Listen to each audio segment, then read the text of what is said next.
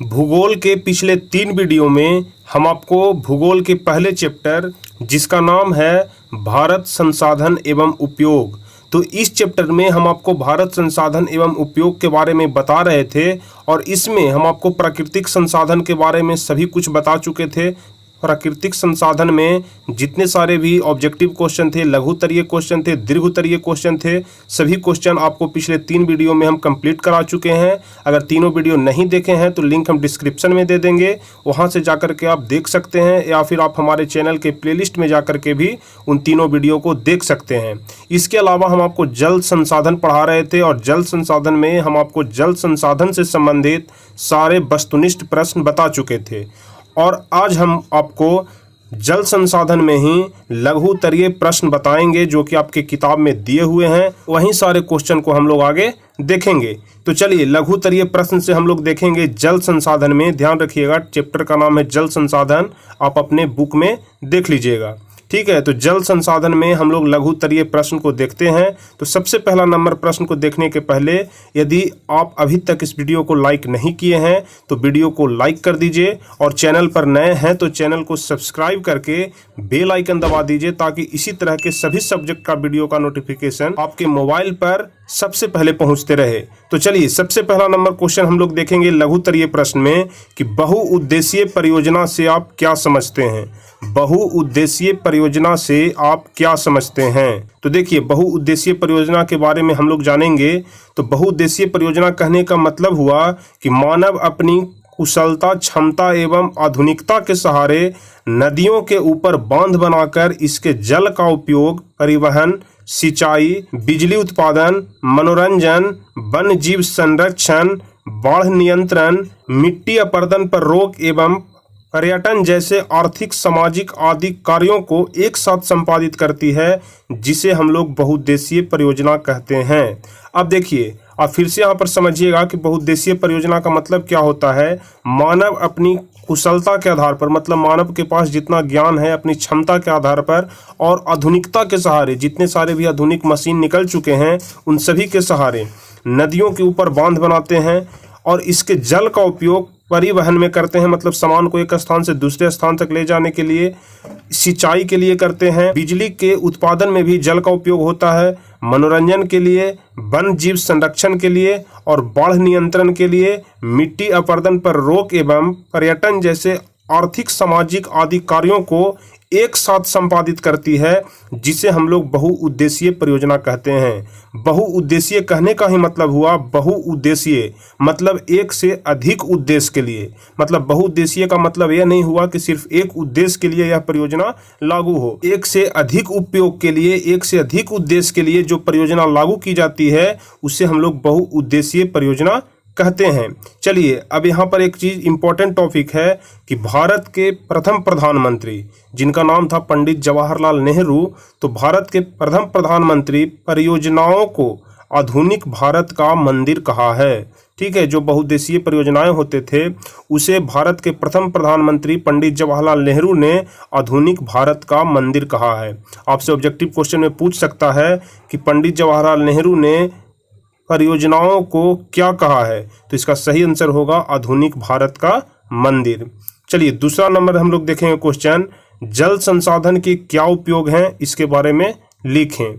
जल संसाधन के क्या उपयोग हैं। चूंकि हम लोग यह चैप्टर पढ़ रहे हैं भारत संसाधन एवं उपयोग, तो हम लोगों को संसाधन और उसके उपयोग के बारे में ही पढ़ना पड़ेगा। इसलिए यहाँ पर क्वेश्चन कह रहा है कि जल संसाधन के क्या उपयोग हैं और उसके बारे में लिखिए। तो देखिए, प्रकृति द्वारा प्रदत्त सारे संसाधनों में जल की अलग ही महत्ता है। अर्थशास्त्र की दृष्टि से कहा गया है कि जल ही जीवन है, ठीक है। प्राकृतिक द्वारा प्रदत्त सारे संसाधनों में, जितने भी संसाधन हमारे पास जो अवेलेबल हैं, जो प्रकृति के द्वारा दिया गया है, उन सभी में जल की एक अलग ही महत्ता है। और अर्थशास्त्र की दृष्टि से अगर देखा जाए तो जल ही जीवन है। जल संसाधन के निम्नलिखित उपयोग हैं। ठीक है, जल संसाधन के निम्नलिखित उपयोग हैं। अब सारे उपयोग को बारी बारी से हम लोग नीचे देखेंगे। तो देखिए, सबसे पहला नंबर उपयोग क्या है जल संसाधन का, तो जल का उपयोग विद्युत उत्पादन एवं वस्त्र उद्योग के लिए बृहद पैमाने पर किया जाता है। आप सभी लोगों को पता ही होगा कि जल का उपयोग विद्युत उत्पादन के लिए, बिजली उत्पादन के लिए किया जाता है, और इसके अलावा वस्त्र उद्योग में भी बृहद पैमाने पर जल का उपयोग किया जाता है।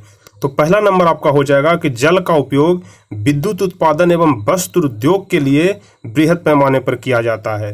अब दूसरा देखेंगे कि जल संसाधन का उपयोग बाढ़ नियंत्रण एवं मिट्टी अपरदन पर रोक लगाने के लिए किया जा रहा है। अब जो जल संसाधन का उपयोग है वह बाढ़ नियंत्रण के लिए भी किया जा रहा है, और इसके अलावा जो मिट्टी का अपरदन होता था, मिट्टी का कटाव होता था, उसको पर भी रोक लगाने के लिए जल संसाधन का उपयोग किया जा रहा है। चलिए तीसरा नंबर देखेंगे कि जल संसाधन को नदी घाटी परियोजना में बदलकर औद्योगिकरण, ग्रामीण अर्थव्यवस्था को समन्वित रूप से विकसित भी किया जा रहा है। ठीक है, जल संसाधन को नदी घाटी परियोजना में, नदी घाटी परियोजना कहने का मतलब कि जल जो होता है उसे नदी में संचित करके उसका उपयोग कृषि में किया जाता है। इसी को यहाँ पर लिखा गया है कि जल संसाधन को नदी घाटी परियोजना में बदलकर कृषि, औद्योगिकरण, ग्रामीण अर्थव्यवस्था को समन्वित रूप से विकसित की जा रही है। तो चलिए, यही आपका क्वेश्चन कह रहा था कि जल संसाधन के उपयोग को लिखिए, तो आपको यही 3 टॉपिक में आपको जल संसाधन के उपयोग को लिखना है।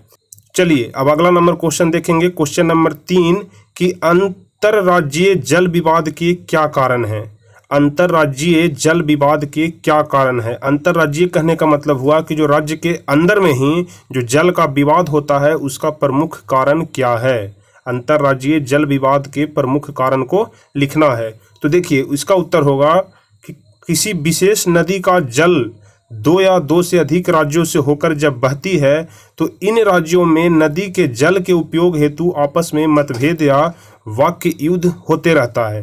कहने का मतलब कि जब 2 या 2 से अधिक राज्यों से होकर नदी का जल गुजरता है, उदाहरण के तौर पर आप समझिए जैसे कोई अगर नदी है वह बिहार से भी होकर गुजर रही है, उत्तर प्रदेश से भी होकर गुजर रही है, मध्य प्रदेश से भी होकर गुजर रही है, तो यही चीज को यहाँ पर कह रहा है कि यदि नदी का जल 2 या 2 से अधिक राज्यों से होकर जब बहती है तो इन राज्यों में नदी के जल के उपयोग करने के लिए, सिर्फ उपयोग करने के लिए कि नदी का जल का उपयोग कौन ज़्यादा कर रहा है, कौन कम कर रहा है, हम करेंगे, हम उसे नहीं करने देंगे, इन्हीं सब बातों को लेकर के आपस में मतभेद या वाक्य युद्ध होते रहता है, जिसे ही हम लोग अंतरराज्यीय जल विवाद कहते हैं। देखिए, अंतरराज्यीय सिर्फ आप याद रखिएगा, मतलब राज्य के अंदर ही जो जल के लिए विवाद होता है उसे ही हम लोग अंतरराज्यीय जल विवाद कहते हैं। शॉर्ट में आप इसको ऐसे भी याद रख सकते हैं।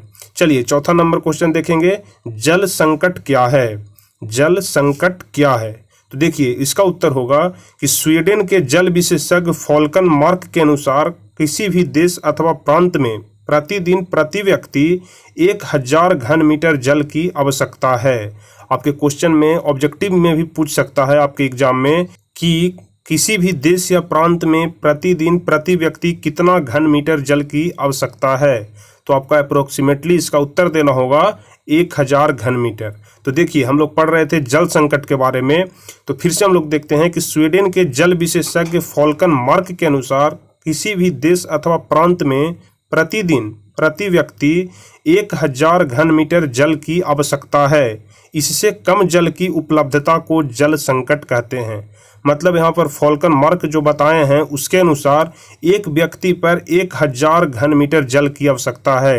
अगर 1000 घन मीटर जल की आपूर्ति नहीं हो पाती है, अगर उससे कम जल की आपूर्ति हो पाती है, तो इसी को हम लोग जल संकट कहते हैं। कहने का मतलब कि एक आदमी पर जितना जल निर्धारित किया गया है उसे वह सही मात्रा में नहीं मिल रही है, इसका मतलब कि जल का संकट है, और इसी को हम लोग जल संकट कहते हैं। अगर वर्तमान की बात किया जाए तो वर्तमान में भारत में प्रति व्यक्ति 1300 घन मीटर जल की उपलब्धता है। ठीक है, वर्तमान में अगर भारत की बात किया जाए तो भारत में वर्तमान में एक व्यक्ति पर, ठीक है, एक व्यक्ति को यहाँ पर लिखा जाता है प्रति व्यक्ति, तो एक व्यक्ति पर 1300 घन मीटर जल की उपलब्धता है, ध्यान रखिएगा। चलिए 5वां नंबर क्वेश्चन हम लोग देखेंगे, भारत की नदियों के प्रदूषण के कारणों का वर्णन करें। कि भारत की जो नदी प्रदूषित हो रही है इसके प्रमुख कारण क्या हैं, इसी का हमको यहाँ पर वर्णन करना है कि भारत की नदियों के प्रदूषण के प्रमुख कारणों का वर्णन करें। तो देखिए, भारत नदियों का देश कहा जाता है। प्राचीन काल से वर्तमान तक बहुत सारी नदियाँ सदावाहिनी है, परंतु सभ्यता और संस्कृति के आधुनिकीकरण के कारण हमारे देश में कई प्रकार के प्रदूषणों का वर्चस्व बढ़ा है। भारत के नदियों के प्रदूषित होने के कारण इस प्रकार है। अब आपको यहाँ से नीचे कारण लिखना है कि किस कारण से नदी का जल प्रदूषित हो रहा है। तो देखिए, सबसे पहला कारण है कि कल कारखानों और उद्योगों से निकलने वाले जो दूषित जल होते हैं, कचरा होते हैं, अवांछनीय तत्वों को नदी में सीधे सीधे प्रवाहित कर देने से। कहने का मतलब हुआ कि जितने भी प्रकार के उद्योग लगे हुए हैं, कल कारखाना लगा हुआ है, फैक्ट्री लगा हुआ है, सभी फैक्ट्री से, सभी कल कारखानों से जो दूषित जल निकलता है, उस कल कारखानों से जो कचरा निकलता है और जो अवांछनीय पदार्थ निकलते हैं, इसी को सीधे सीधे नदी में प्रवाहित कर दिया जाता है। मतलब सारे जो कल कारखाने होते हैं उसके नाले का पानी को नदी में बहा दिया जाता है। सबसे प्रमुख कारण नदी को प्रदूषित होने का यही है। ठीक है, कि जो कल कारखानों का दूषित जल होता है, अवांछनीय पदार्थ होता है, इस सभी चीज़ों को सीधे सीधे नदी में प्रवाहित कर दिया जाता है। दूसरा कारण है कि नदियों में मृत पशु पक्षियों को डालने से, मवेशियों को नहलाने से, गंदी नालियों को जोड़ने से नदियां प्रदूषित हो रही है। नदियों में जो मरे हुए पशु पक्षी होते हैं उसको सीधे सीधे बहा दिया जाता है। इससे भी जो नदी का जल है वह प्रदूषित हो जाता है। और इसके अलावा नदियों में मवेशी धोने से, मतलब जानवर धोने से, और इसके अलावा गंदी नलियों को जोड़ने से भी नदियां प्रदूषित हो जाती है। चलिए अगला पॉइंट देखेंगे कि अत्यधिक उर्वरक का उपयोग से वर्षा जल उर्वरकों को साथ लेकर नदी में समाहित हो जाते हैं। आजकल आप सभी जानते होंगे कि खेतों में कितना अधिक मात्रा में उर्वरक दिया जाता है, खाद दिया जाता है, जिससे कि पैदावार अधिक हो। और उन सभी खेतों से होते हुए जब वर्षा का पानी या फिर जल नदी में गिरता है तो उन सभी उर्वरकों का उपयोग से जो नदी का जल प्रदूषित हो रहा है और इससे जो नदी का जल है वह विषैला भी हो जाता है। तो यहाँ पर लिखेंगे कि अत्यधिक उर्वरक का उपयोग से वर्षा जल उर्वरकों को साथ लेकर नदी में समाहित हो जाते हैं, जिससे वह विषैला भी हो जाता है।